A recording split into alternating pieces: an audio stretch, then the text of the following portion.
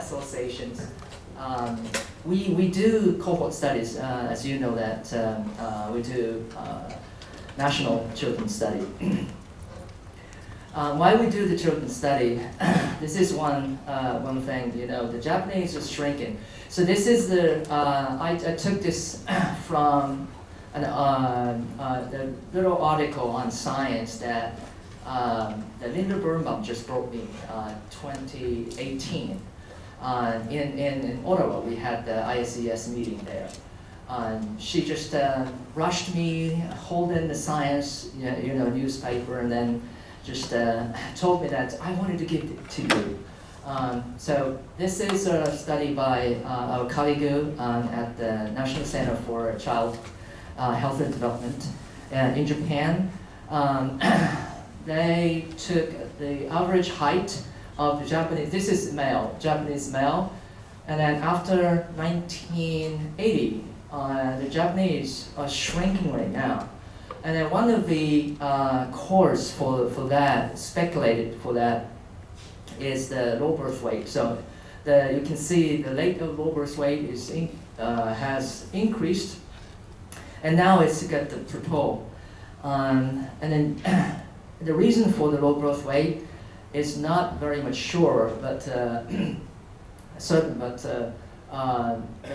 Dr. Morisaki just speculated that we're having skinnier girls in Japan, so they want to be skinnier, and so that we have lighter weight before pregnancies, and then they don't gain weight too much during the pregnancy. I'll come back to this issue later. And then also, we have a study that reports that we are having decreasing IQs worldwide since 1975, which is called inverse Flynn effect. So Flynn is a New Zealand epidemiologist that found that there are increase in IQ worldwide after the Industrial Revolution. However, after 1975, IQ is decreasing worldwide. And then we just had, for example, WISQ questionnaire, the test, version 5. They always standardize those instruments. So we really don't know how the, if the really IQ is decreasing over time. This is also, I took the article from Nature, which is almost more than 10 years ago. It's reporting the sharp increase in autism diagnosis in the past 50 years. And then it's saying that almost a half of the reason is unknown. You can see here. And I show this often,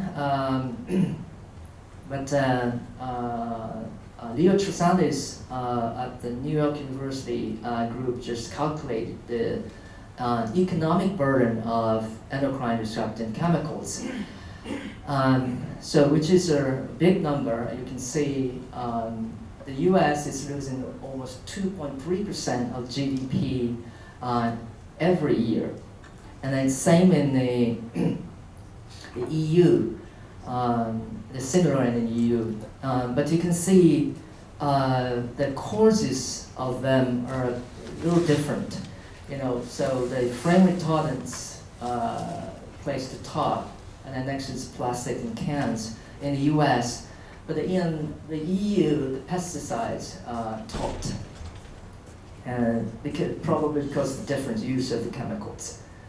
But in both estimate the neurological effects of so far the biggest, so far here. And then we're doing, as you know that, we're doing national children's study, which is called Japan Environment in Children's Study, JECS in short. We were involved over 100,000 mother and children's parents, and then we have some fathers involved. We just recruited fathers, asked fathers to join that if they come with mothers when they get pregnancy. As you know, that only half the fathers can just gonna come to the hospital when their partner just get pregnant. But our original study was designed to last until the participating children get 13 years. But 2 years ago, ministry decided to extend it beyond 13 years, at least until they get like 40. So it's really, we're very much gearing towards up to the study designing after 13 years of age. The JEC study consists of two components. One is the main study we call involving all the participants. So we collected samples from mothers and children and fathers during pregnancy and at birth, and 1 month after birth. And after that, we're following them up with the questionnaires. And then we formed a sub-cohort study of the size of 5,000. We randomly selected from main study. And then for them, we can do more extensive studies, including home visits and psychological development test or a physical examination or blood urine collection, starting from age 2 and beyond every 2 years. And then we allow study centers to conduct adjunct studies that can be conducted with extramural funding, not the JEC's direct funding, as far as they don't interfere with the JEC's main study. And we have about 90 adjunct studies running right now. And those are the priority outcomes. I'm not going into the details due to the time of interest, but we're now focusing on those neurological and immune system and metabolism endocrine system right now.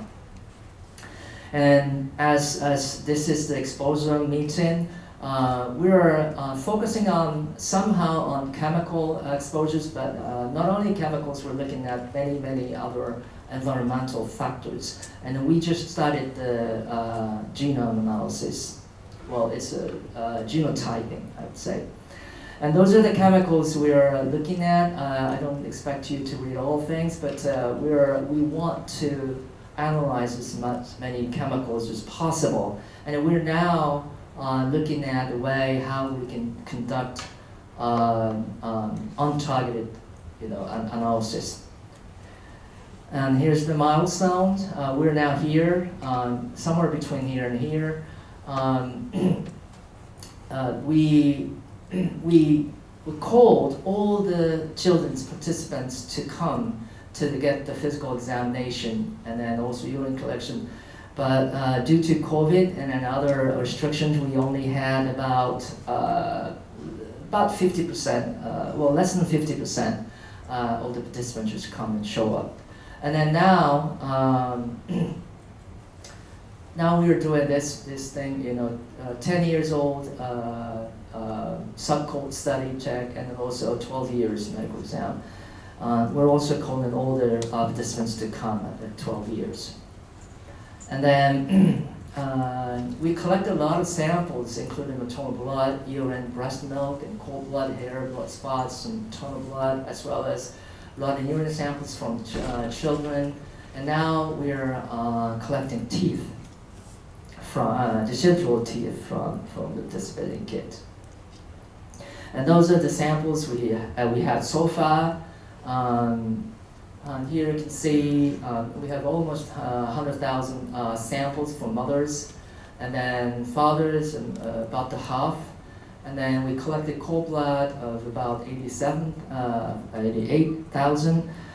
We had some conflict with the cord blood bank, so we didn't want to interfere with them. So that is why we have a little short number for this. Those are the chemicals we have measured so far. We measured those elements, metals, heavy metals and elements in almost all the samples, maternal samples. And we measured some the same elements in sub-cohort.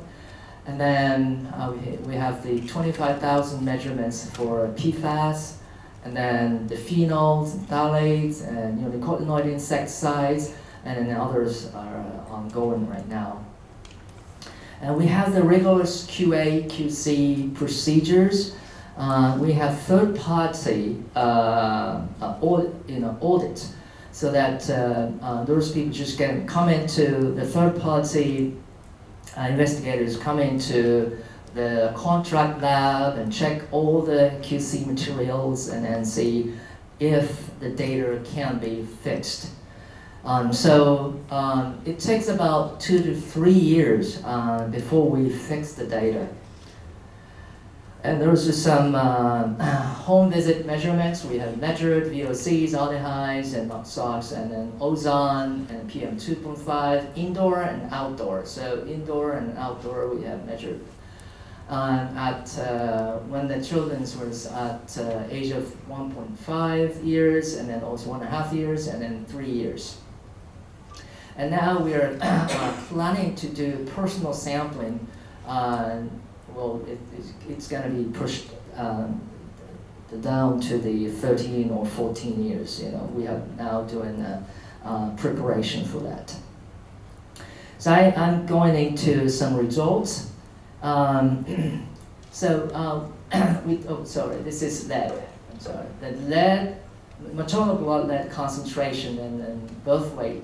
So we have found that with the 1 unit of blood lead level increase was associated with the average of the 54 grams of body weight change, birth weight change, I'm sorry.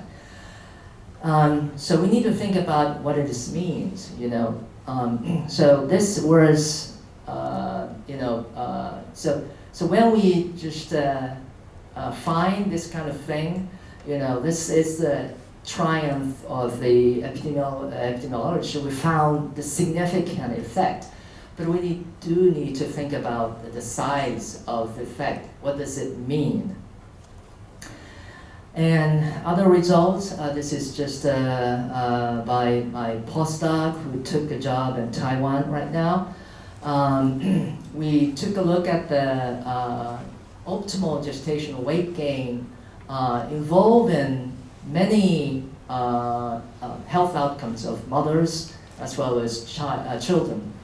And then we combine the long-term and short-term effects of gestational weight gain, and then found the optimal range for the gestational weight gain.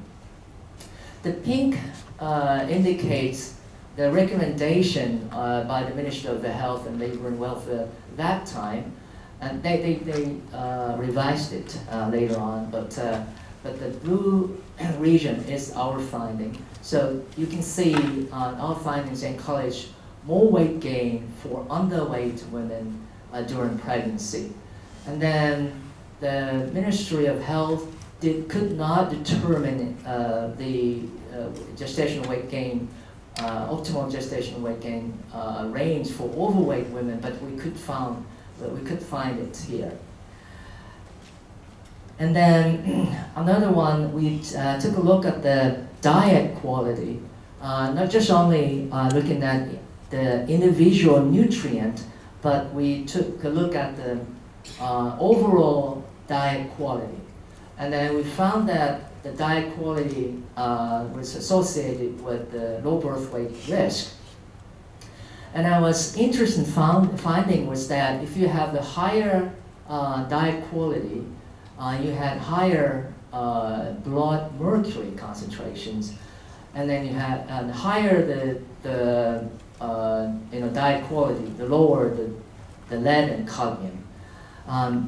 This may be due to that we eat a lot of fish, and then eating fish are scored high for this diet quality score. And the other interesting thing was that if you have higher diet quality, you can attenuate the effect of lead on low birth weight, you can see here. So if you have higher diet quality, you can slow down, reduce the curve, of the lead. So it was very interesting, finding, because Japan, we have very low blood lead levels, so it is almost impossible to further make the blood lead levels lower. But we can increase the diet, quality, then we can attenuate the effect of lead. This is also the work with the former postdoc, and then we took a look at the risk factors of all on low birth weight found by JAGs, and then we calculated the population attributable fraction, and then here's the results. And you can see gestational weight gain had the highest the risk, the population attributable fraction on the low birth weight, and then but you can see that lead exposure and maternal smoking had almost as the same as these clinical conditions. So we could show that those environmental factors are pretty important for those clinical outcomes too. So I'll talk about this beyond association themes. When we find those associations, and then it's significant. We say that yes, we found, yes. Then we just publish. And if we don't find any association, we didn't find any. We're just gonna forget about it. That's not really what we should do. So just taking our results, and then the same group as I showed you about the shrinking Japanese, they developed this chart. This is the first chart in Japan, so that pregnant women just plot their weight gain onto this chart. This is for, I'm sorry, but it's Japanese, but this is for the pregnant women with the BMI between 18.5 to 25 kilograms per square meters. So they can plot their weight gain so that it's very easy for them to control their weight if it's going higher or if it's going lower. So this is published on the website of their group, so that every pregnant woman can download and put this on. So I hope this will be up on the Mother and Child Journal that every pregnant woman gets in Japan. And here's another interesting results from our study. We took a look at the screen time at 1 year, 1 year of age. And if you have compared to no screen time, if children have screen time of 1 hour, over 1 hour, you can see increase in the odds ratio of autism spectrum disorder at 3 years old. So this gained a lot of attention. You can see this ultimate, the index. And then the boys are more susceptible than the girls. And then we did a similar calculation using our data, and we found that the chemical impacts on the economics, this is just a rough estimate, we didn't publish it, but you can see that it's in euros, sorry, but it's really a big amount. And then just only for organophosphates, we can run JAGs for 366 years. What is beyond association? We need to identify exposure that affect our health among exposome through exposome epidemiology. So, including positive and negative effects. So the positive effects are the diet quality, for example. And the negative effects can be like chemicals and other things. And then we need to find the modifiable risks. And then change the environment that leads to the individual behavior modifications. And also, it is probably very important to construct the predictive models so that we can make a prediction, and then we can tell the policymakers and other stakeholders how to change the society. And then, we need to combine the science and art. We are the scientists doing science, but we do have to be connected with the art part so that people, we can change the environment. This is my last slide. So we're talking about exposome, but exposomics, that's just not to measure all the exposure through lifetime of every individual, which is rather impossible. Exposome, I think, in my belief, is a way to understand the etiology of disease or health status. As a public health physician, we are trained to convince people to change their behaviors. But it's been a failure, as just Bob is told this morning that the patients can listen, but general people, don't listen to us. And it's been a failure for the public health physician to do this primary prevention, convincing people to change their behavior. In Japan, we eat fish, a lot of fish, and then we have higher intake of mercury. So we have some advisories to pregnant women about how they can consume those fish containing mercury, but very few knows about it. Even doctors, even nurses. So that's kind of a failure. So what we can do is to change the environment itself so that people doesn't have to change their behaviors they own by themselves. For example, here, this auditorium does have the lift, the elevator, on the very back. It's hidden. So people, almost all of you took the stairs, right? So that is the very easy way to change the behavior of people. And then the other example is the seatbelt of your car.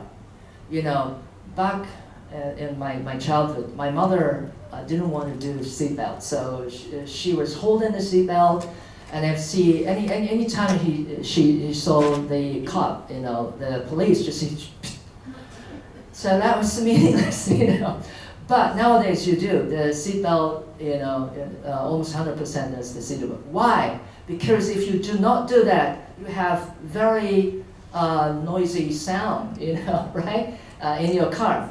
It's annoying. So it's in such a small little idea to change the environment. So we call that now primordial prevention.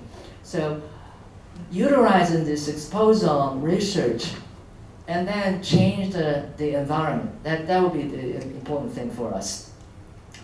And then I have some idea about how we better do the exposome, and I call it population exposome, complementing the individual exposome. So it is almost impossible to measure the exposome of individuals here. I mean, 100 people's, even 100 people's, exposome. But like the population pharmacokinetics, if we can have a big server that we can upload our study results, then we can combine those little bits of the exposure and health relationship data. We can combine all of them like a sequencer. Then we can combine all of them, and then we can read the exposome, and then use that data to relate that exposome to the health data. So that would be, I think, the way to go. And then I'm just cultivating how we can really do this population exposome.